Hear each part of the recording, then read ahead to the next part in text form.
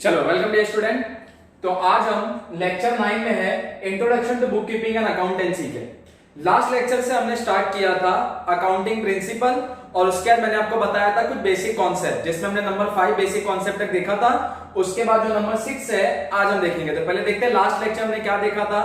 तो मैंने accounting principle का आपको मतलब बताया था कि accounting principle according to institute of chartered accountant of India ICAI कि आईसीएआई जो है institute of chartered accountant of India जो है उनके हिसाब से अकाउंटिंग प्रिंसिपल क्या है। तो जितने भी अकाउंटिंग कन्वेंशन है या अकाउंटिंग कॉन्सेप्ट है या अकाउंटिंग प्रिंसिपल है या अकाउंटिंग पोस्टुलेट्स है, ठीक है, जो कि हर अकाउंटेंट को फॉलो करना होता है बुक्स ऑफ अकाउंट्स प्रिपेयर करने के टाइम पे, ये सब अकाउंटिंग प्रिंसिपल है according to institute of chartered accountant of India.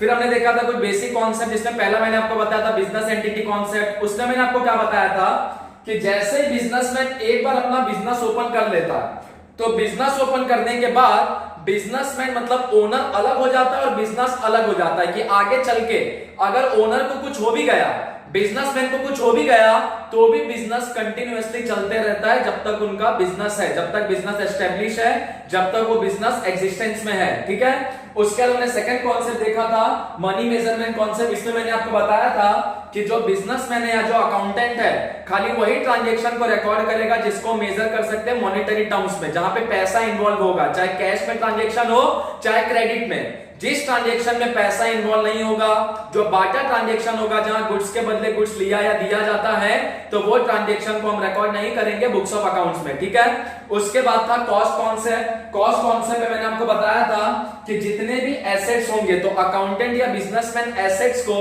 अपने बुक में रिकॉर्ड करेगा कॉस्ट प्राइस पे। कॉस्ट प्राइस का मतलब जो प्राइस पे एसेट को परचेज किया था, एक्वायर किया था, ठीक है, कभी भी एसेट को मार्केट प्राइस पे शो नहीं करेंगे। उसके बाद था कंसिस्टेंसी। ये कॉन्सेप्ट क्या बोलता है कि एक बार अकाउंटेंट या बिजनेसमैन ने जो भी मेथड को फॉलो किया अपने बिजनेस में तो हर साल मेथड को चेंज नहीं करना है, बार बार वही मेथड को फॉलो करना है और उसी के हिसाब से बुक्स ऑफ अकाउंट प्रिपेयर करना है। हाँ, कभी अगर बहुत अर्जेंसी आ गया या ऐसा सिचुएशन आ गया कि मेथड को बदलना पड़े तो ही मेथड को चेंज करना चाहिए, नहीं तो कंसिस्टेंट जो है। ये कॉन्सेप्ट यही बोलता है कि एक बार बिजनेसमैन ने अकाउंटेंट ने जो मेथड को सिलेक्ट किया, फॉलो किया, बार बार वही मेथड को फॉलो करना है। उसके बाद आपका कंजर्वेशन। ये कॉन्सेप्ट में आपको क्या बताया था कि अगर कोई बिजनेसमैन अपना फ्यूचर के लिए कोई भी बजट बनाता है या कोई भी प्लान्स एंड पॉलिसी बनाता है तो आने वाले टाइम में फ्यूचर में जो भी उसको लगता है कि लॉस होने वाला है, जिसको बोलते हैं एंटीसिपेटेड लॉस, मतलब जो उसको लॉस लगता है कि हो सकता है उसको रिकॉर्ड करेगा अपने बुक में। लेकिन कभी भी बिजनेसमैन एंटीसिपेटेड प्रॉफिट मतलब फ्यूचर में प्रॉफिट होने वाला है, अब तक हुआ नहीं है, तो वो प्रॉफिट को रिकॉर्ड नहीं करेगा अपने बुक्स ऑफ अकाउंट्स में, तो एंटीसिपेटेड लॉस को रिकॉर्ड करेगा, एंटीसिपेटेड प्रॉफिट को कभी भी रिकॉर्ड नहीं करेगा। इसको प्रिंसिपल ऑफ प्रूडेंस भी बोलते हैं, ठीक है। उसके बाद आज हम देखेंगे नंबर 6 जहां से हमको देखना है।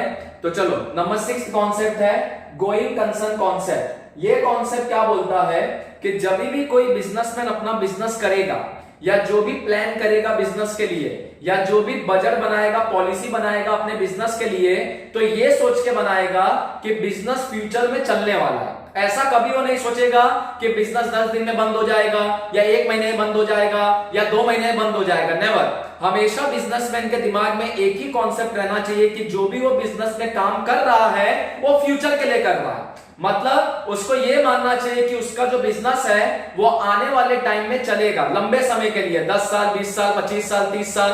वो ऐसा कभी भी नहीं सोचना चाहिए बिजनेसमैन कि उसका बिजनेस बहुत कम दिन में ही बंद हो जाएगा। अगर वो ऐसा सोच लेगा कि उसका बिजनेस बंद हो जाएगा 6 महीने में या 2 महीने में या 10 महीने में, तो कभी भी वो प्रॉपर प्लानिंग नहीं कर पाएगा अपने बिजनेस में। तो गोइंग कंसर्न कॉन्सेप्ट क्या बोलता है अकॉर्डिंग टू दिस कॉन्सेप्ट कि ये कॉन्सेप्ट के अनुसार इट इज अज्यूम, ये कॉन्सेप्ट क्या अज्यूम करता है that business will continue for a long period of time in the future. ये कॉन्सेप्ट अज्यूम करता है कि बिजनेस लंबे समय तक चलेगा फ्यूचर में, भविष्य में, फटाक से बिजनेस बंद नहीं हो जाएगा, ठीक है। तो बोला according to this concept it is assumed that business will continue for a long period of time in the future, कि ये कॉन्सेप्ट अज्यूम करता है कि बिजनेस लंबे समय तक चलेगा फ्यूचर में आगे। एंड अकॉर्डिंगली अकॉर्डिंगली का मतलब उसी के हिसाब से business transactions are undertaken and recorded. तो बिजनेसमैन उसी के हिसाब से अपना बिजनेस ट्रांजेक्शन करता है। अंडरटेकन का मतलब कोई भी ट्रांजेक्शन करना, एंड रिकॉर्डेड का मतलब बुक्स में रिकॉर्ड करना। तो गोइंग कंसर्न कॉन्सेप्ट क्या बोलता है? ये कॉन्सेप्ट ये बोलता है कि बिजनेसमैन को यह अज्यूम करना है कि उसका business long period of time तक चलेगा, जल्दी से बंद नहीं होगा, और यही अज्यूम करके वो अपने बिजनेस के अंदर ट्रांजेक्शन करेगा और ट्रांजेक्शंस को रिकॉर्ड करेगा। ठीक है, तो ये है गोइंग कंसर्न कॉन्सेप्ट। ये कॉन्सेप्ट क्या अज्यूम करता है कि बिजनेसमैन का business long period of time तक चलेगा और जल्दी बंद नहीं होगा, तो इसके लिए वो जो भी ट्रांजेक्शन करेगा फ्यूचर को ध्यान में रख के करेगा और उसको अपने बुक्स में रिकॉर्ड करेगा। ठीक है, उसके बाद है next realisation concept. Realisation concept का मतलब कि सेल्स। अब देखो, बिजनेसमैन कोई भी चीज का बिजनेस करे, बिजनेस के अंदर मेन काम क्या होता है? सेल करना, गुड्स को बेचना। जैसे अगर किसी ने कपड़े का दुकान खोला तो उसका मेन काम क्या है? कपड़ा बेचना। अरे कपड़ा, क्लोथ उसके लिए गुड्स हो गया, और जब वो कपड़ा बेचेगा तो सेल हो गया। तो बिजनेसमैन जो भी बिजनेस करेगा, जो भी चीज का, तो वो सेल करेगा, लेकिन वो सेल को अपने बुक्स में रिकॉर्ड कब करेगा? तो सेल को बुक्स में रिकॉर्ड कब करेगा? मान लो कि मिस्टर एक्स है, ठीक है, और मिस्टर एक्स का क्लोथ्स का बिजनेस है, क्लोथ्स का। तो मिस्टर एक्स अगर क्लोथ्स का सेल करेगा तो ये सेल को अपने बुक्स में रिकॉर्ड कब करेगा? मिस्टर एक्स कब रिकॉर्ड करेगा कि हाँ भाई मैंने क्लोथ्स को बेचा?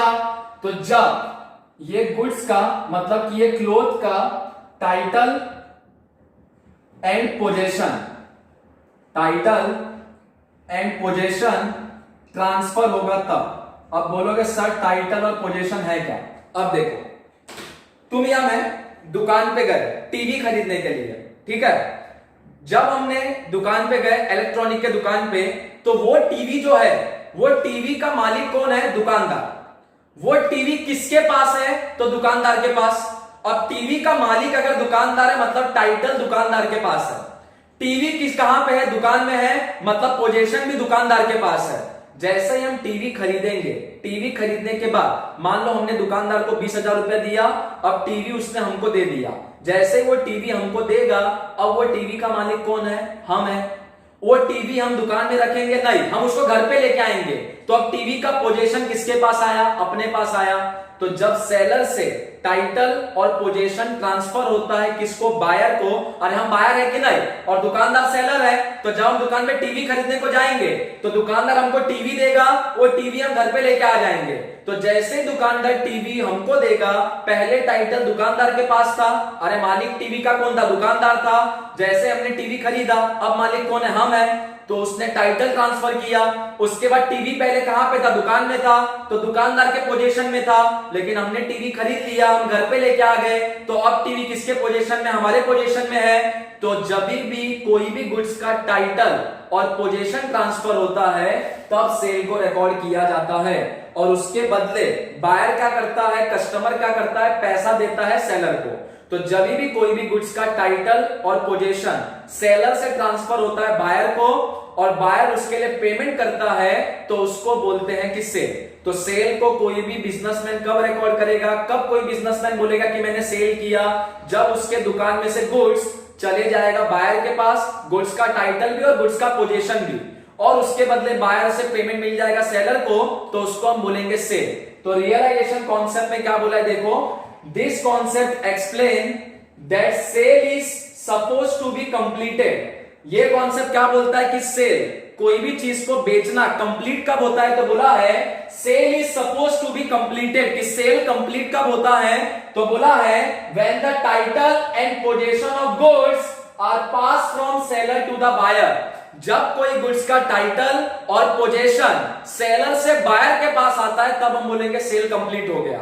And in exchange payment is receive. अब सेलर टाइटल और पोजीशन बायर को कब ट्रांसफर करेगा? जब बायर उसको पेमेंट करेगा तब। तो बायर, मान लो कि हम टीवी खरीदने को गए, तो दुकानदार ने हमको टीवी दे दिया, टाइटल हमारे नाम पे आ गया, हम मालिक है टीवी के, हम उसको घर पे लेके आ जाएंगे टीवी को, तो पोजीशन भी हमारे पास है। उसके बदले जो टीवी हम लेके आए उसके एक्सचेंज में हम सेलर को क्या देंगे? पेमेंट देंगे, पैसा देंगे।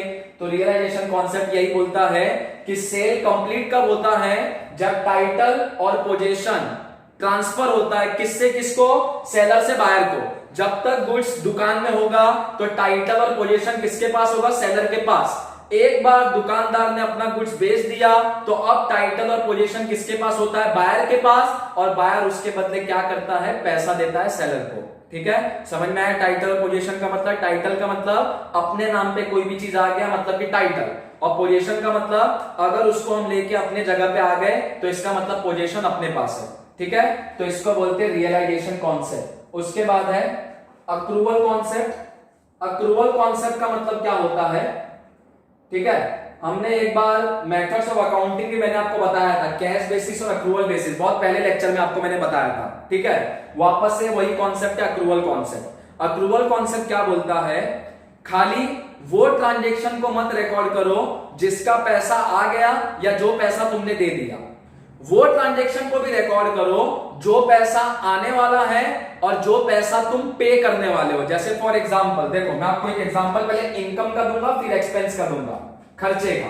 चलो पहले इनकम का एग्जांपल लेते हैं। मान लो कि मिस्टर रितेश है। मिस्टर रितेश को ना हर महीने कहीं से रेंट आता है। मान लो इसके पास कोई घर था, इसने भाड़े पे दे दिया घर, और हर महीने मिस्टर रितेश को भाड़ा मिलता है। ठीक है, तो मान लो मिस्टर रितेश को रेंट मिलता है एवरी मंथ, हर महीने रेंट मिलता है। साल में कितना महीना होता है, 12 महीना, 12 मंथ्स। मान लो मिस्टर रितेश को 12 महीने में से 10 महीने का रेंट मिल गया। रेंट मिल गया, जो उसके घर में रहता था उसने 10 महीने का रेंट मिस्टर रितेश को दे दिया, और 2 महीने का रेंट ना अब तक नहीं मिला। अब तक नहीं मिला इसका मतलब नहीं कि नहीं मिलेगा। सामने वाले ने क्या बोला, मतलब जो उसके घर में रहता था मिस्टर रितेश के, कि भाई 10 महीने का भाड़ा तो दिया हूं, 2 महीना थोड़ा प्रॉब्लम है, मैं तुमको बाद में देता हूं। ठीक है, साल भर में 12 महीना होता है, 10 महीने का रेंट मिला, 2 महीने का नहीं मिला। अब मिस्टर रितेश अपने बुक में जब रेंट को रिकॉर्ड करेगा तो खाली 10 महीने का रिकॉर्ड नहीं करेगा, जो मिला वो तो रिकॉर्ड करेगा ही, लेकिन ये 2 महीने का भी तो मिलेगा, आगे चल के मिलेगा कि नहीं। तो जो मिल गया उसको बोलते हैं रिसीव्ड, और जो मिलने वाला है उसको बोलते हैं रिसीवेबल। तो जो रिसीव हो गया वो भी रिकॉर्ड करेगा 10 महीने का, और जो 2 महीने का मिलने वाला है भाड़ा जिसको बोलते हैं रिसीवेबल, उसको भी रिकॉर्ड करेगा। इसी को बोलते हैं अक्रूवल बेसिस। अक्रूवल बेसिस का मतलब जो मिल गया उसको भी रिकॉर्ड करो, जो मिलने वाला है उसको भी रिकॉर्ड करो। समझ में आया। तो मिस्टर रितेश को मान लो कि हर महीने भाड़ा आता था, 12 महीना होता है साल में, 10 महीने का भाड़ा आया, 2 महीने का नहीं आया। नहीं आया तो आगे चल के आएगा, 10 महीने का आ गया उसको भी रिकॉर्ड करेगा मिस्टर रितेश अपने बुक में, और 2 महीने का जो आने वाला है उसको भी रिकॉर्ड करेगा अपने बुक्स ऑफ अकाउंट्स में। ठीक है, सेम काम खर्चे के लिए भी होता है। मान लो कि मिस्टर रितेश को रेंट आ नहीं रहा, हर महीने मिस्टर रितेश रेंट पे कर रहा है, तो मान लो साल भर में 12 महीने तक मिस्टर रितेश को रेंट पे करना है। मिस्टर रितेश ने 10 महीने का रेंट पे कर दिया, तो जो भी महीने का रेंट पे कर दिया उसको बोलते हैं पेड। पेड मतलब पे कर दिया। मिल रहा था तो उसको क्या बोलते हैं, रिसीव। पे कर दिया मतलब क्या बोलेंगे, पेड। मिलने वाला था, जैसे इनकम में मैंने बोला ना कि 2 महीने का मिलने वाला था, उसको क्या बोलते हैं, रिसीवेबल। अब हम किसकी बात कर रहे हैं, एक्सपेंस का। तो एक्सपेंस के टाइम पे मान लो कि मिस्टर रितेश ने 12 महीने में से 10 महीने का रेंट पे कर दिया, पेड कर दिया, 2 महीने का पे करना बाकी है, आज नहीं तो कल पे करेगा, पे करना बाकी है, तो उसको बोलते हैं पेएबल। ठीक है, याद रखना इनकम और एक्सपेंस में क्लियर कट। जो इनकम मिल गया उसको बोलते हैं रिसीव्ड, जो मिलने वाला है उसको बोलते हैं रिसीवेबल। तो मैंने आपको बताया मिस्टर रितेश को मान लो हर महीने रेंट मिलता है, 10 महीने का रेंट मिल गया मतलब 10 महीने का रिसीव्ड, 2 महीने का मिलने वाला है मतलब 2 महीने का रिसीवेबल। और यही अगर मिस्टर रितेश रेंट का पेमेंट करता है तो मान लो 10 महीने का पे कर दिया तो उसको बोलेंगे पेड, और 2 महीने का पे करने वाला है तो उसको बोलेंगे पेएबल। अब चाहे मिल गया या मिलने वाला है या पे कर दिया या पे करने वाला है, सबको रिकॉर्ड किया जाता है बुक्स के अंदर। इसी को बोलते हैं अक्रूवल कॉन्सेप्ट। तो क्या बोला है, this concept state that revenue is recognised. अब ये कॉन्सेप्ट क्या बोलता है, रेवेन्यू इज रिकॉग्नाइज्ड। रेवेन्यू का मतलब होता है इनकम, रिकॉग्नाइज का मतलब कि इनकम को हम कब रिकॉग्नाइज करेंगे, कब रिकॉर्ड करेंगे। तो बोला है रेवेन्यू इज रिकॉग्नाइज्ड, कि इनकम को कब रिकॉर्ड करेंगे, when they are earned and not when they are received। मतलब रिसीव करने का वेट मत करो। जैसे मिस्टर रितेश को 10 महीने का रिसीव हुआ रेंट, तो 10 महीने का तो रिकॉर्ड करेगा ही, लेकिन ये बाकी 2 महीने का रिसीव हुआ क्या, नहीं हुआ, लेकिन आगे चल के रिसीव तो होगा ना, तो ये 2 महीने का भी रिकॉर्ड करेगा। तो यही बोला है कि इनकम को, रेवेन्यू को कब रिकॉग्नाइज करेंगे, कब रिकॉर्ड करेंगे, इसका वेट नहीं करेंगे कि जब रिसीव होगा तब रिकॉर्ड करेंगे। रिसीव हो गया वो तो रिकॉर्ड करो ही, लेकिन जो मिलने वाला है उसको भी रिकॉर्ड करो। इसी को बोलते हैं when they are earned. When they are earned का मतलब कि जो पैसा मान लो अभी नहीं मिला, आगे चल के तो मिलेगा ही, तो उसको बोलते हैं कि अर्न, कि पैसा उसने कमा लिया। मिस्टर रितेश ने 2 महीने का रेंट भी कमा लिया है, खाली अभी नहीं मिला है, आगे चल के मिलेगा। तो अक्रूवल कॉन्सेप्ट यही बोलता है जो पैसा मिल गया या मिलने वाला है सबको रिकॉर्ड करो बुक्स के अंदर। और एक्सपेंस के लिए भी सेम है, मतलब खर्चे के लिए, कॉस्ट के लिए भी सेम है। तो यही बोला है सिमिलरली कॉस्ट आर रिकॉग्नाइज्ड, कि कॉस्ट को कब रिकॉर्ड करेंगे, खर्चे को कब रिकॉर्ड करेंगे, as soon as they are incurred and not when they are paid। खर्चे के लिए भी सेम है कि पेड करने का वेट मत करो। मिस्टर रितेश ने 10 महीने का रेंट पेड किया तो पेड का तो रिकॉर्ड करेगा ही, लेकिन जो 2 महीने का पे करने वाला है आगे चल के उसको भी रिकॉर्ड करेगा। ठीक है, तो जो 2 महीने का पे करने वाला है उसी को बोलते हैं व्हेन दे आर इनकर्ड। मतलब जब खर्चा लग गया कि हाँ भाई अब 2 महीने का रेंट तो देना ही है, चाहे आज दो चाहे 2 महीने के बाद दो, तो उसको भी रिकॉर्ड करेगा बिजनेसमैन अपने बुक में। तो अक्रूवल कॉन्सेप्ट का सिंपल मतलब यही समझो, इनकम के केस में जो पैसा आ गया रिसीव्ड हो गया, या जो पैसा आने वाला है रिसीवेबल है, दोनों को रिकॉर्ड करो। और एक्सपेंस के केस में, कॉस्ट के केस में जो पेमेंट कर दिया उसको भी रिकॉर्ड करो, और जो पेमेंट करने वाले हो उसको भी रिकॉर्ड करो। ठीक है, तो इसको बोलते हैं अक्रूवल कॉन्सेप्ट। नेक्स्ट है डुअल एसेट कॉन्सेप्ट। अब डुअल एसेट कॉन्सेप्ट क्या है, चलो नेक्स्ट है हमारा कि डुअल एसेट कॉन्सेप्ट। अब जितने भी ट्रांजेक्शन होते हैं बुक्स ऑफ अकाउंट्स के अंदर, जो भी ट्रांजेक्शन रिकॉर्ड होता है बुक्स में, अकाउंट्स के अंदर, हर ट्रांजेक्शन के अंदर ना 2 चीज होता है। कितना चीज होता है, 2 चीज। हर ट्रांजेक्शन के अंदर 2 चीज होता है। ठीक है, अब कौन से ट्रांजेक्शन में कौन सा 2 चीज होता है वो आगे चल के हम पढ़ेंगे। अभी खाली इतना ही समझो, जितना भी ट्रांजेक्शन होता है वहां पे 2 चीज होता है हमेशा। एक चीज को बोलते हैं डेबिट और एक चीज को बोलते हैं क्रेडिट। इसी को बोलते हैं dual aspect concept. Dual aspect concept का मतलब जितना भी बिजनेस के अंदर ट्रांजेक्शन होगा वहां पे 2 चीज होगा, एक होगा डेबिट, एक होगा क्रेडिट। हर डेबिट के लिए कुछ ना कुछ क्रेडिट होता है। ठीक है, क्या बोला है देखो, दिस कॉन्सेप्ट एक्सप्लेन, कि ये कॉन्सेप्ट क्या एक्सप्लेन करता है, दैट एवरी बिजनेस ट्रांजेक्शन, कि हर बिजनेस ट्रांजेक्शन के अंदर हैज 2 एस्पेक्ट, कि हर बिजनेस ट्रांजेक्शन के अंदर 2 चीज होता है। ठीक है, which recognize the fact that every debit there is a corresponding and equal credit. बोलता है दिस कॉन्सेप्ट एक्सप्लेन, कि ये कॉन्सेप्ट क्या बताता है, that every business transaction has 2 aspect, कि हर बिजनेस ट्रांजेक्शन का 2 एस्पेक्ट होता है। एस्पेक्ट का मतलब कि पहलू, कि हर बिजनेस ट्रांजेक्शन के अंदर 2 पहलू होते हैं, 2 चीज होते हैं। वो 2 चीज क्या होता है, तो आगे बोला है विच रिकॉग्नाइज, मतलब वो 2 चीज क्या होता है, विच रिकॉग्नाइज द फैक्ट, कि फैक्ट क्या है, सच्चाई क्या है, कि वो 2 एस्पेक्ट क्या होता है, वो 2 पहलू क्या होता है। तो बोला है that every debit there is a corresponding and equal credit. हर डेबिट के लिए एक क्रेडिट बना है।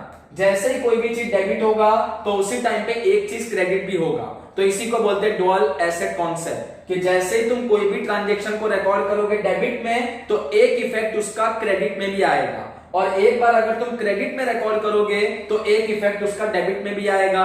आगे बोला है this is the basis of the entire system of double entry book keeping. और हमेशा बुक कीपिंग के अंदर, बुक कीपिंग मतलब जहां पे हम ट्रांजेक्शन को रिकॉर्ड करते हैं, हमेशा वहां पे डबल एंट्री होता है। डबल एंट्री का मतलब जो मैंने आपको बताया कि हर डेबिट का एक क्या होता है, क्रेडिट। कोई भी चीज को तुम डेबिट करोगे तो उसका एक क्रेडिट भी होगा, और कोई भी चीज को क्रेडिट करोगे तो उसका एक डेबिट भी होगा। इसी को बोलते हैं double entry book keeping. Double entry book keeping का मतलब हर ट्रांजेक्शन का 2 इफेक्ट, एक इफेक्ट होगा डेबिट, एक इफेक्ट होगा क्रेडिट। ठीक है, तो याद रखना डुअल एसेट कॉन्सेप्ट का मतलब, सॉरी डुअल एस्पेक्ट कॉन्सेप्ट का मतलब कि जितना भी बिजनेस के अंदर ट्रांजेक्शन होता है उसका 2 इफेक्ट होता है। डुअल का मतलब होता है डबल, 2। ठीक है, जितना भी ट्रांजेक्शन होगा उसका 2 इफेक्ट होगा। जैसे कि हर एक डेबिट के लिए एक ना एक क्रेडिट होगा, जैसे ही कोई भी चीज को डेबिट करेंगे तो वही टाइम पे एक चीज को क्या करना पड़ेगा, क्रेडिट। ठीक है, चलो तो ये था नंबर 9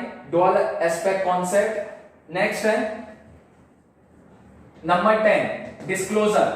डिस्क्लोजर का मतलब क्या होता है, कोई भी चीज बताना। अब ये बिजनेसमैन का और अकाउंटेंट का जिम्मेदारी है कि जब वो बिजनेस के अंदर अपना बुक्स ऑफ अकाउंट्स बनाएगा तो हर एक इंपॉर्टेंट चीज को रिकॉर्ड करेगा अपने बुक्स ऑफ अकाउंट्स में। जो भी इंपॉर्टेंट चीज होगा, जितना भी बिजनेस के अंदर का मटेरियल फैक्ट होगा, मटेरियल फैक्ट का मतलब जो भी छोटा मोटा इंपॉर्टेंट चीज होगा वो चीज को डिस्क्लोज करेगा बिजनेसमैन पब्लिक को, छुपाएगा नहीं। क्यों नहीं छुपाएगा, अरे हर बिजनेसमैन अपना प्रिपेयर करता है फाइनल अकाउंट्स। ठीक है, फाइनल अकाउंट्स प्रिपेयर करता है। कैसे प्रिपेयर करता है फाइनल अकाउंट, जो भी वो ट्रांजेक्शन करता है साल भर, ट्रांजेक्शन को बुक में रिकॉर्ड करता है और साल के अंत में क्या बनाता है, फाइनल अकाउंट, जिससे कि उसको पता चलता है कितना प्रॉफिट हुआ या कितना नुकसान हुआ बिजनेस में, कितना मुनाफा हुआ है कितना नुकसान हुआ बिजनेस में। ठीक है, तो यहां पे क्या बोलता है ये डिस्क्लोजर वाला कॉन्सेप्ट, कि जब कोई बिजनेसमैन अपना फाइनल अकाउंट बनाएगा तो जितना भी इंपॉर्टेंट फैक्ट होगा, मतलब जितना भी सच्चाई होगा बिजनेस में, इंपॉर्टेंट चीज होगा, वो हर एक चीज रिकॉर्ड करेगा अपने फाइनल अकाउंट में। क्यों रिकॉर्ड करेगा, कि बिजनेस का कोई भी अगर फाइनल अकाउंट उठा के देखे, कोई भी, तुम उठा के देखो, मैं उठा के देखो, कोई भी बिजनेस का अगर हम फाइनल अकाउंट उठा के देखें, अगर हमको बिजनेस का जो भी इंपॉर्टेंट चीज है सब कुछ अगर मिल जाएगा फाइनल अकाउंट में, तो हम वो बिजनेस के प्रति ज्यादा अट्रैक्ट होंगे। तो इसलिए डिस्क्लोजर वाला कॉन्सेप्ट क्या बोलता है कि हर बिजनेसमैन को ये कोशिश करना है, अकाउंटेंट को ये कोशिश करना है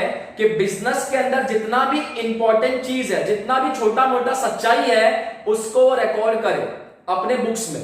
क्योंकि अगर वो हर एक चीज को रिकॉर्ड करेगा अपने बुक्स के अंदर, तो जो भी उसका बुक उठा के देखेगा वो बिजनेस के प्रति लॉयल होगा। लॉयल मतलब उसको बिजनेस के प्रति अट्रैक्शन होगा कि हाँ भाई बिजनेसमैन बहुत अच्छा है कि हर एक चीज फाइनल अकाउंट में डिस्क्लोज करके रखा है। ठीक है, तो डिस्क्लोजर में क्या बोला है, अकॉर्डिंग टू दिस कॉन्सेप्ट, कि ये कॉन्सेप्ट के अनुसार full disclosure accounting must disclose all the material fact and information so that interested party after reading such accounting report can get a clear view of the state of affairs of the business। क्या बोला है देखो, according to this concept full disclosure, ये concept क्या बोलता है, हर चीज को डिस्क्लोज करो, मतलब बिजनेसमैन जो भी काम करता है उसको डिस्क्लोज करेगा अपने फाइनल अकाउंट में, अपने अकाउंटिंग रिपोर्ट में। आगे बोला है accounting must disclose all the material fact and information.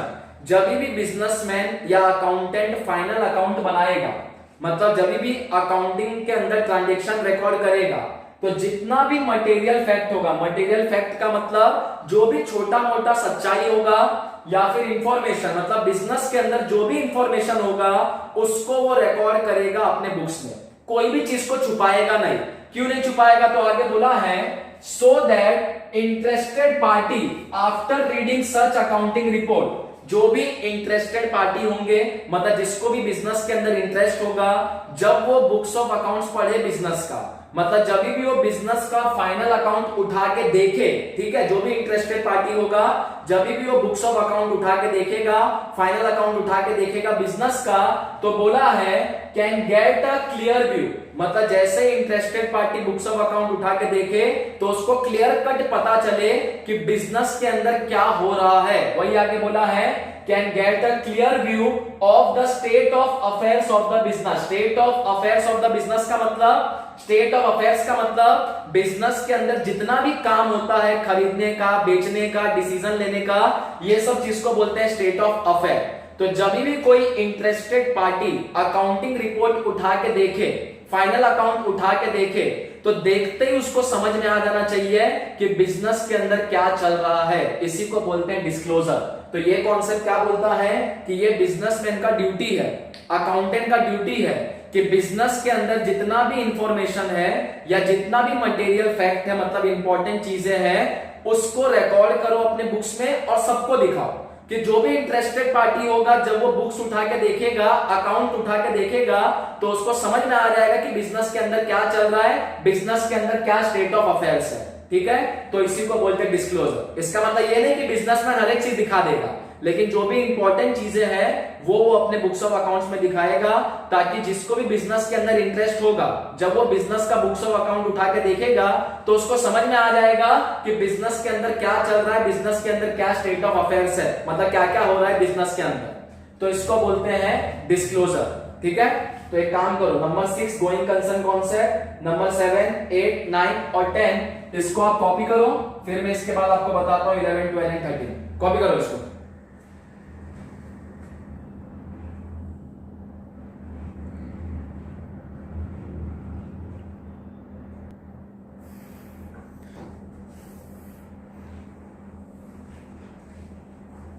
ठीक है डियर स्टूडेंट, तो ये आप जरा कॉपी कर लेना। ठीक है, तो ये 5 कॉन्सेप्ट हमने देखा डिस्क्लोजर तक। नेक्स्ट है मटेरियलिटी। अब ये वर्ड हमने यहां पे भी देखा था मटेरियल। मटेरियल का मतलब क्या होता है? इंपॉर्टेंट। बिजनेस के अंदर जितना भी इंपॉर्टेंट चीजें हैं उसको बोलते हैं मटेरियल, मतलब छोटा मोटा चीज जो इंपॉर्टेंट चीज होता है। तो ये कॉन्सेप्ट क्या बोलता है? मटेरियलिटी। ये बताता है मटेरियल का मतलब क्या। तो देखो क्या बोला यहां पे, the term material means relatively important. तो बोला है कि ये जो वर्ड है मटेरियल, मटेरियल का मतलब होता है कि इंपॉर्टेंट। आगे, according to this concept accountant must disclose. ये कॉन्सेप्ट क्या बोलता है कि अकाउंटेंट को डिस्क्लोज करना चाहिए, बताना चाहिए, दिखाना चाहिए। क्या दिखाना चाहिए?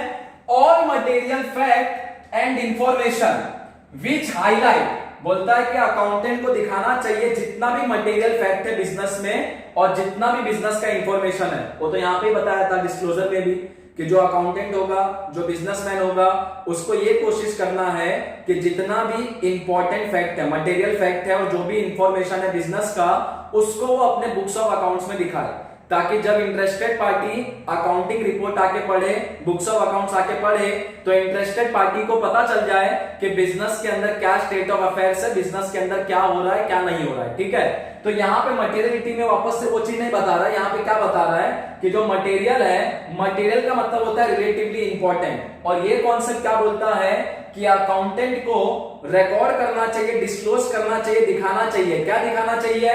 all material fact and information which highlight the financial position and profitability of the business। ये कॉन्सेप्ट बोलता है कि अकाउंटेंट को हर एक वो इंपॉर्टेंट चीज दिखाना चाहिए बुक्स ऑफ अकाउंट में जो कि बिजनेस का बताता हो फाइनेंशियल पोजीशन। फाइनेंशियल पोजीशन का मतलब बिजनेस के पास कितना एसेट है, कितना संपत्ति है और कितना लायबिलिटी है, मतलब कितना उसके ऊपर बर्डन है। तो बिजनेस के अंदर जो एसेट होता है और जो लायबिलिटी होता है वो दिखाता है बिजनेस का financial position and profitability of the business. Profitability of the business का मतलब कि बिजनेस को साल भर में कितना प्रॉफिट हुआ, मतलब कितना प्रॉफिट हुआ, कितना मुनाफा हुआ, कि कितना लॉस हुआ। तो ये कॉन्सेप्ट यही बोलता है कि जितना भी मटेरियल चीजें हैं, इंपॉर्टेंट चीजें हैं, इंपॉर्टेंट इंफॉर्मेशन है, अकाउंटेंट को वो हर एक चीज दिखाना चाहिए बुक्स ऑफ अकाउंट्स में, क्योंकि अगर इंपॉर्टेंट चीजों को दिखाएगा तो उसी से पता चलेगा बिजनेस का फाइनेंशियल पोजीशन क्या है, मतलब बिजनेस के पास कितना एसेट है, कितना लायबिलिटी है, और ये भी पता चलेगा कि बिजनेस प्रॉफिट में है कि बिजनेस लॉस में है। ठीक है, तो ये था मटेरियलिटी। नेक्स्ट कॉन्सेप्ट है revenue recognition principle. Revenue recognition principle का मतलब, रेवेन्यू रिकॉग्निशन का मतलब कि इनकम को बिजनेसमैन रिकॉग्नाइज कब करेगा। इनकम को रिकॉग्नाइज करने का मतलब इनकम को कब रिकॉर्ड करेगा अपने बुक्स में। ठीक है, तो क्या बोला देखो, रेवेन्यू इंप्लाइज। रेवेन्यू इंप्लाइज का मतलब कि रेवेन्यू का मतलब क्या, तो बोला revenue implies the gross inflow of cash receivable और अदर कंसिडरेशन। बोलता है रेवेन्यू का मतलब ग्रॉस इनफ्लो। इनफ्लो का मतलब जो चीज आता है बिजनेसमैन के पास उसको बोलते हैं इनफ्लो, और बिजनेसमैन के पास कोई भी चीज जाता है तो उसको क्या बोलते हैं आउटफ्लो। तो रेवेन्यू बिजनेसमैन के पास आता है, और इनकम का मतलब ये होता है कि जो चीज आता है। तो यही बोला रेवेन्यू इंप्लाइज, मतलब इनकम का मतलब क्या, तो revenue implies the gross inflow of cash receivable और other consideration arising in the course of ordinary activity of the business. बोलता है रेवेन्यू इंप्लाई मतलब कि रेवेन्यू के अंदर क्या क्या आता है, इनकम के अंदर क्या क्या आएगा, the gross inflow of cash receivable, मतलब बिजनेसमैन को जो भी कैश आता है, मतलब बिजनेसमैन को जो भी पैसा मिलता है, और अदर कंसिडरेशन का मतलब बिजनेसमैन कोई भी चीज बेचता है, उसके बदले अगर उसको कुछ मिलता है तो उसको बोलते हैं कंसिडरेशन। कंसिडरेशन का मतलब होता है समथिंग इन रिटर्न, कि बिजनेसमैन ने किसी को कुछ बेचा और बिजनेसमैन को पैसा मिला। तो बिजनेसमैन को चाहे कैश में कुछ मिले या कैसे भी मिले, other consideration arising in the course of ordinary activity of the business. Arising in the course of ordinary activities of business का मतलब कि बिजनेसमैन जब अपना बिजनेस करता है, ठीक है, तो उसी को बोलते हैं एक्टिविटीज ऑफ द बिजनेस। मतलब बिजनेस के अंदर बिजनेसमैन जो भी काम करता है तो उसको बोलते हैं एक्टिविटी। जैसे अगर किसी का कपड़े का दुकान है, वो कपड़ा बेचता है, मतलब उसने कपड़े को बेचने का काम किया, तो उसका एक्टिविटी है कि उसने कपड़ा बेचा।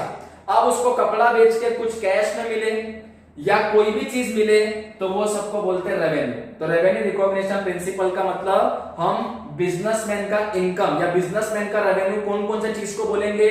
तो बिजनेसमैन को अगर कोई भी चीज कैश में मिलता है या कोई भी कंसिडरेशन मिलता है नॉर्मल बिजनेस करके, मतलब नॉर्मल बिजनेस करके कैसे कि उसने अपना कोई भी चीज बेचा और उसके बदले अगर उसको कैश मिले या कोई भी चीज मिले तो इसको हम बोलेंगे रेवेन्यू। तो इसको बोलते हैं रेवेन्यू रिकॉग्निशन प्रिंसिपल, कि ग्रॉस का मतलब जितना भी उसको कैश में पैसा मिलेगा या कैश के अलावा चेक में मिलेगा या कैसे भी उसको इनकम होगा, वो हर एक चीज को हम क्या बोलेंगे, रेवेन्यू। तो बिजनेसमैन अगर कोई भी एक्टिविटी करता है, बिजनेस में कोई भी काम करता है और वो काम के बदले अगर उसको कैश मिलता है या कोई भी वे से उसको कोई भी चीज मिलता है, इनकम होता है, तो उसको हम बोलेंगे revenue. Next concept number 13, matching cost concept. हर बिजनेसमैन का क्या काम होता है, साल के अंत में वो ये देखता है कि उसको प्रॉफिट हुआ कि उसको लॉस हुआ। प्रॉफिट कब होगा, अगर उसका इनकम ज्यादा है और एक्सपेंस मतलब कि खर्चा कम है तो उसको प्रॉफिट होगा। कि मान लो उसके पास आया 10,000 और उसका खर्चा था 8,000, ठीक है, तो 2,000 का उसको प्रॉफिट है कि नहीं। जेब में आया 10,000, गया 8,000, तो 2,000 का प्रॉफिट हो गया। यही अगर मान लो उसका इनकम होता 8,000, इनकम 8,000 और उसका एक्सपेंस होता 10,000, तो इसको हम क्या बोलेंगे, 2,000 का लॉस हो गया कि उसके जेब में आया 8,000, जेब से चले गया 10,000। तो इसी को बोलते हैं मैचिंग कॉन्सेप्ट। जब इनकम और एक्सपेंस को हम मैच करते हैं, जैसे यहां पे हमने मैच किया तो इनकम कितना था 10,000 और एक्सपेंस कितना था 8,000, तो हमने इनकम और एक्सपेंस को मैच किया कि नहीं। और यहाँ पे इनकम एक्सपेंस को मैच करके क्या मिला अपने को, प्रॉफिट। यहाँ पे भी इनकम कितना था 8,000, एक्सपेंस कितना था 10,000, तो यहाँ पे लॉस आया। यहाँ पे हमने इनकम एक्सपेंस को मैच किया तो हमको क्या मिला, लॉस मिला। तो जब हम इनकम और एक्सपेंस को मैच करते हैं, जब बिजनेसमैन अपने इनकम और एक्सपेंस को मैच करता है ये देखने के लिए कि उसको प्रॉफिट हुआ कि लॉस हुआ, उसी को बोलते हैं मैचिंग कॉस्ट कॉन्सेप्ट। तो क्या बोला है, देखो, दिस कॉन्सेप्ट स्टेट, मतलब ये कॉन्सेप्ट बताता है that while determining the exact और एक्यूरेट प्रॉफिट और इनकम, मतलब जब बिजनेसमैन को ये देखना होता है कि उसको एग्जैक्टली कितना प्रॉफिट हुआ। एक्यूरेट का मतलब जो एक्चुअल अमाउंट हो, जैसे यहाँ पे 2,000 प्रॉफिट है तो ये एक्यूरेट अमाउंट है।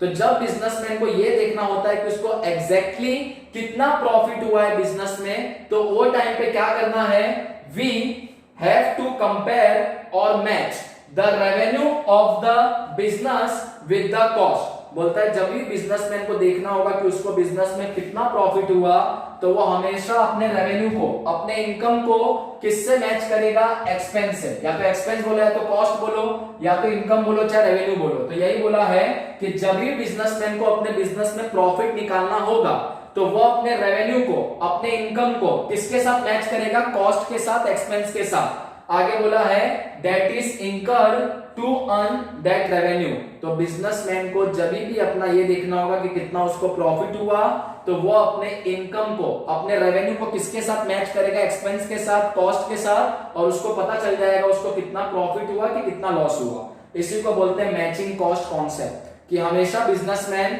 अपने इनकम को अपने कॉस्ट के साथ मैच करता है और ये देखता है कि उसको प्रॉफिट हुआ कि लॉस हुआ। इनकम ज्यादा है, रेवेन्यू ज्यादा है, कॉस्ट कम है तो प्रॉफिट, और अगर इनकम कम है, रेवेन्यू कम है, कॉस्ट ज्यादा है तो लॉस। इसी को बोलते हैं मैचिंग कॉस्ट कॉन्सेप्ट। ठीक है, तो ये था हमारा पूरा 13 कॉन्सेप्ट ऑफ अकाउंटिंग, ठीक है। लास्ट लेक्चर में मैंने 5 कॉन्सेप्ट देखा था, ठीक है। क्या क्या देखा था? पहला बिजनेस एंटिटी कॉन्सेप्ट, उसमें क्या बोलता है, एक बार बिजनेसमैन ने बिजनेस ओपन कर लिया, रजिस्टर करवा लिया, उसके बाद बिजनेस अलग होता है, बिजनेसमैन अलग होता है। बिजनेसमैन को कुछ हो भी जाएगा तो भी बिजनेस चलते रहेगा कंटिन्यूअस। सेकंड हमने देखा था मनी मेजरमेंट कॉन्सेप्ट, इसमें क्या बोला, बिजनेसमैन खाली वही ट्रांजेक्शन को रिकॉर्ड करेगा अपने बुक्स में जिसमें पैसा इन्वॉल्व है, मॉनिटरी ट्रांजेक्शन। जिसमें पैसा इन्वॉल्व नहीं है, खाली गुड्स का लेन देन हो रहा है, बार्टर एक्सचेंज, उसको रिकॉर्ड नहीं करेगा। थर्ड हमने देखा था कॉस्ट कॉन्सेप्ट कि बिजनेसमैन या अकाउंटेंट जब कोई एसेट को रिकॉर्ड करेगा बुक में तो कॉस्ट प्राइस को रिकॉर्ड करेगा, मतलब जितने में उसने एसेट को खरीदा था, कभी मार्केट प्राइस पे एसेट को रिकॉर्ड करेगा नहीं। नेक्स्ट था अपना कंसिस्टेंसी, एक बार बिजनेसमैन ने अकाउंटेंट ने जो मेथड को यूज किया, ठीक है, अपना बुक्स ऑफ अकाउंट्स बनाने के लिए, बार बार वो हर साल वही मेथड को यूज करेगा, हर साल चेंज नहीं करेगा मेथड, ठीक है।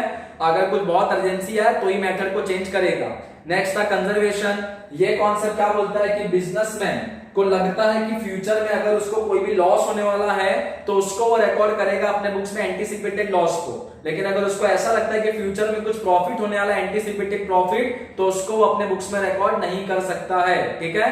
क्योंकि बिजनेसमैन हमेशा सेफ रहता है, जो लॉस है उसको रिकॉर्ड करेगा, प्रॉफिट को कभी रिकॉर्ड करेगा नहीं, क्या पता फ्यूचर में प्रॉफिट हुआ नहीं हुआ, ठीक है। उसके बाद था हमारा आज हमने देखा नंबर 6 गोइंग कंसर्न कॉन्सेप्ट, इसमें क्या बताया कि बिजनेसमैन ये अज्यूम करता है कि उसका बिजनेस लॉन्ग टाइम तक चलेगा फ्यूचर में और उसी के हिसाब से वो ट्रांजेक्शन करता है और अपने बुक्स में रिकॉर्ड करता है। उसके बाद था रियलाइजेशन कॉन्सेप्ट, ये कॉन्सेप्ट क्या बोलता है, कोई भी बिजनेसमैन का सेल कब कंप्लीट होता है, जब टाइटल और पोजीशन ट्रांसफर होता है सेलर से किसको, बायर को, और उसके बदले बायर पेमेंट करता है सेलर को। उसके बाद था अक्रूवल कॉन्सेप्ट, ये कॉन्सेप्ट क्या बोलता है, चाहे रेवेन्यू हो चाहे कॉस्ट हो, जो रेवेन्यू मतलब इनकम मिल गया, रिसीव्ड हो गया या मिलने वाला है, रिसीवेबल है, उसको भी रिकॉर्ड करो।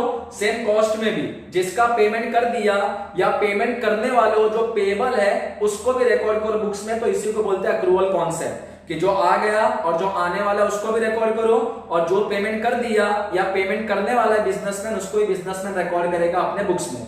नेक्स्ट है नंबर 9 डुअल एस्पेक्ट कॉन्सेप्ट, ये कॉन्सेप्ट क्या बोलता है कि बिजनेस के अंदर जितना भी ट्रांजैक्शन होता है उसका 2 एस्पेक्ट होता है, जैसे कि हर डेबिट के लिए क्या होता है, क्रेडिट, और इसी को बोलते हैं डबल एंट्री बुक कीपिंग कि हर ट्रांजैक्शन का कितना इफेक्ट होता है, 2 इफेक्ट, एक डेबिट के लिए क्या होता है, क्रेडिट, ठीक है। उसके बाद डिस्क्लोजर, ये कॉन्सेप्ट क्या बोलता है कि जो बिजनेसमैन है या जो अकाउंटेंट है जब वो अकाउंटिंग रिपोर्ट बनाएगा, फाइनल अकाउंट बनाएगा, तो हर मटेरियल फैक्ट और इंफॉर्मेशन को डिस्क्लोज करेगा ताकि जो भी इंटरेस्टेड लोग हैं जिसको बिजनेस में इंटरेस्ट है, जब वो उठा के पढ़ेंगे अकाउंटिंग रिपोर्ट तो उनको समझ में आना चाहिए कि बिजनेस के अंदर क्या हो रहा है, क्या है स्टेट ऑफ अफेयर्स बिजनेस का, कि बिजनेस के अंदर क्या हो रहा है क्या नहीं हो रहा है, ठीक है। उसके बाद है आपका मटेरियलिटी, यहाँ पे मटेरियल वर्ड है उसका मतलब क्या होता है कि इंपॉर्टेंट, तो ये कॉन्सेप्ट क्या बोलता है कि जो भी बिजनेसमैन है, अकाउंटेंट है, जितना भी इंपॉर्टेंट चीज है बिजनेस में उसको वो रिकॉर्ड करना चाहिए अपने बुक्स में, ताकि ये उसको पता चले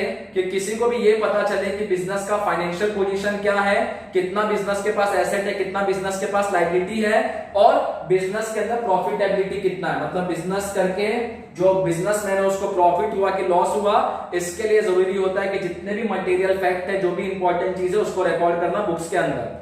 उसके बाद है रेवेन्यू रिकॉग्निशन प्रिंसिपल, ये कॉन्सेप्ट बोलता है कि रेवेन्यू मतलब क्या, तो साल भर में जितना भी कैश इनफ्लो मतलब जितना भी पैसा आता है बिजनेसमैन के पास या पैसे के अलावा कोई भी कंसिडरेशन आता है, कोई भी बिजनेस का एक्टिविटी करके, मान लो उसने सेल किया, उनको कैश मिला या चेक मिला, जो भी चीज उनके पास आता है उसको हम बोल सकते हैं कि रेवेन्यू। एंड उसके बाद नंबर 13 है matching cost concept, businessman at the year and ये देखता है कि बिजनेस करके उसको प्रॉफिट हुआ कि लॉस हुआ, और इसके लिए वो अपने कॉस्ट को मतलब अपने एक्सपेंस को कंपेयर किसके साथ करता है, रेवेन्यू के साथ, इनकम के साथ, तब उसको समझ में आ जाता है कि बिजनेस करके उसको प्रॉफिट हुआ कि बिजनेस करके उसको लॉस हुआ, ठीक है। तो ये हमारा 13 था बेसिक अकाउंटिंग कॉन्सेप्ट, ठीक है, डिफरेंट अकाउंटिंग कॉन्सेप्ट, ठीक है, जो कि आपको हमेशा काम आएगा जब तक आप अकाउंट्स पढ़ोगे तब तक, ठीक है।